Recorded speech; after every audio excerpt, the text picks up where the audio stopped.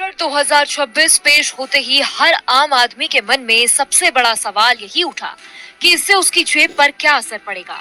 सीधे शब्दों में कहें तो सरकार ने रोजमर्रा की चीजों पर लगने वाला जीएसटी नहीं बदला है, लेकिन इंपोर्ट ड्यूटी और कुछ टैक्स में ऐसे बदलाव किए हैं जिसका असर आने वाले समय में बाजार पर जरूर दिखेगा।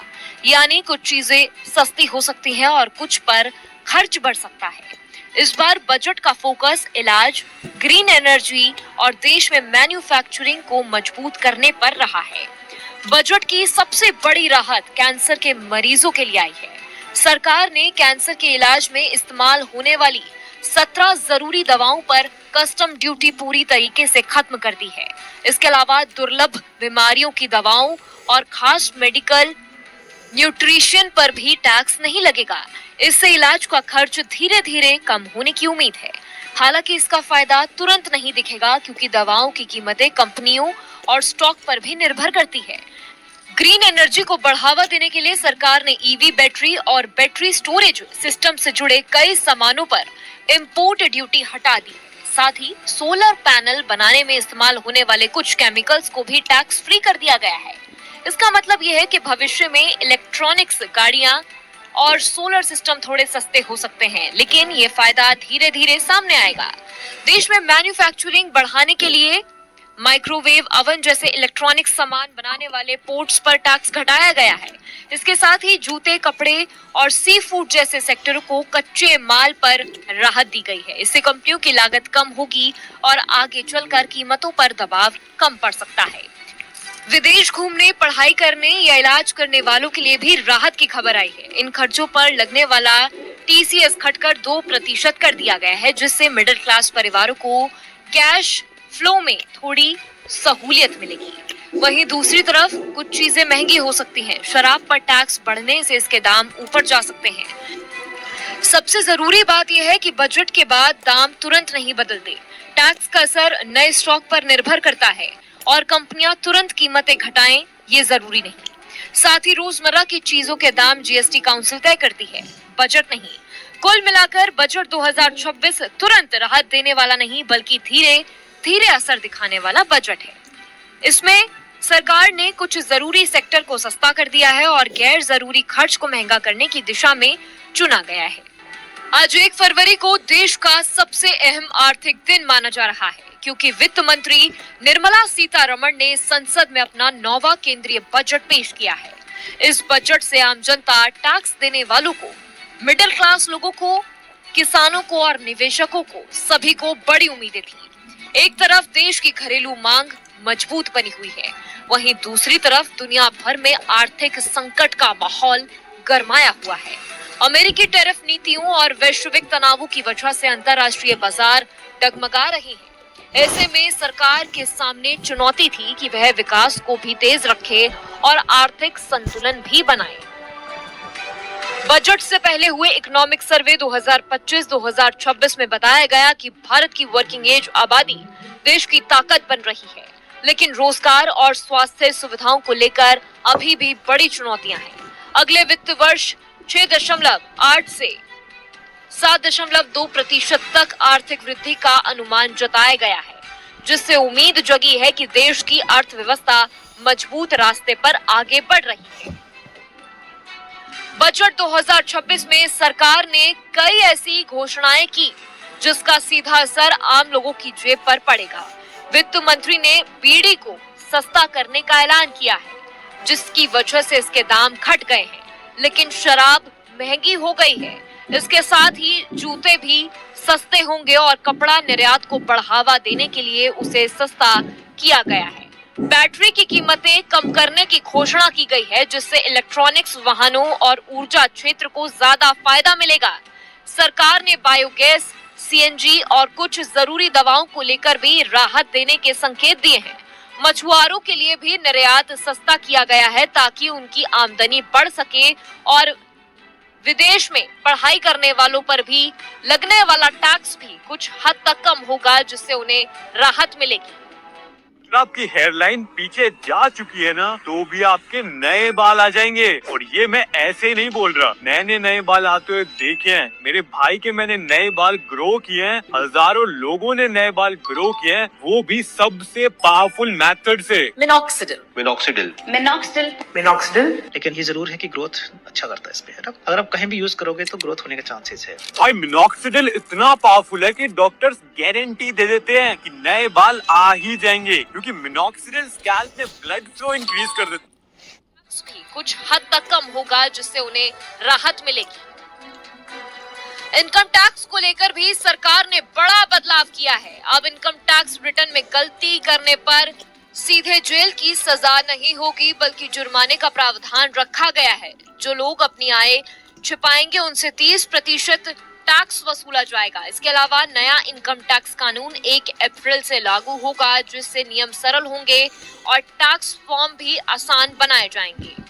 विदेश यात्रा पर लगने वाला जीएसटी घटकर 2% कर दिया गया है।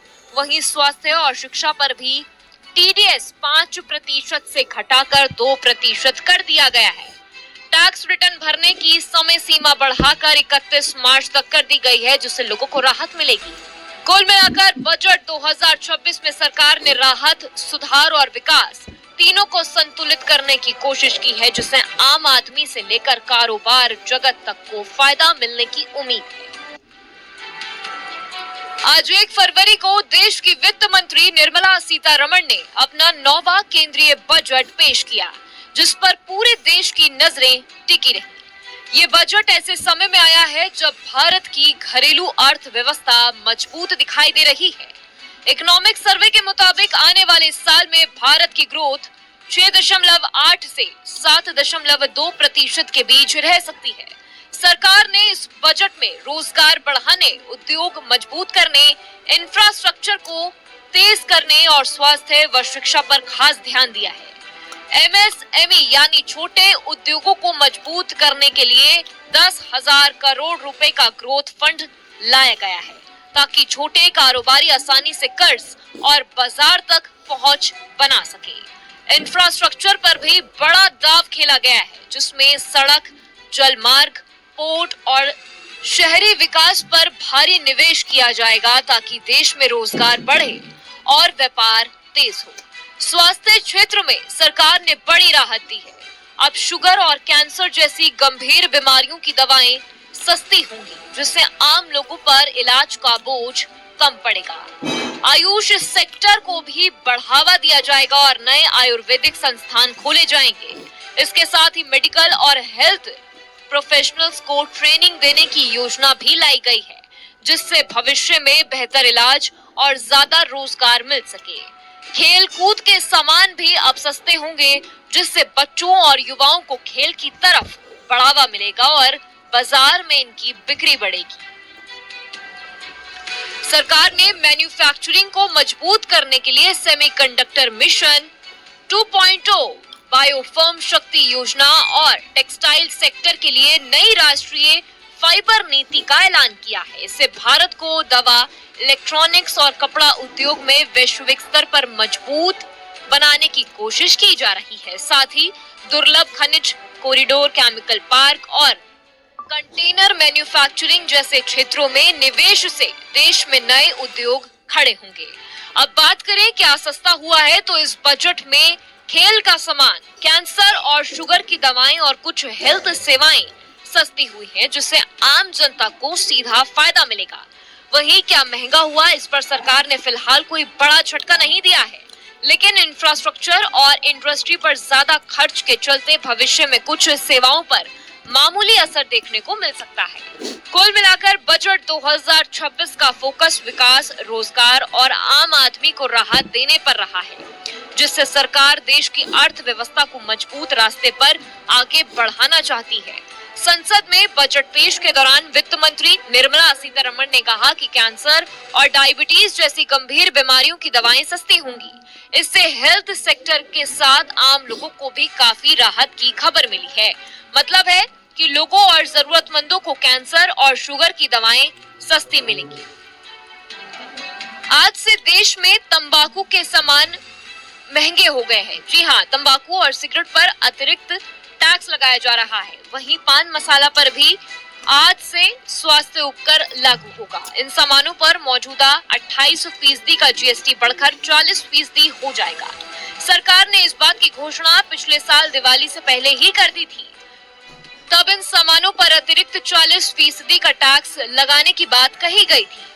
वहीं क्या महंगा हुआ, इस पर सरकार ने फिलहाल कोई बड़ा झटका नहीं दिया है, लेकिन इंफ्रास्ट्रक्चर और इंडस्ट्री पर ज्यादा खर्च के चलते भविष्य में कुछ सेवाओं पर मामूली असर देखने को मिल सकता है।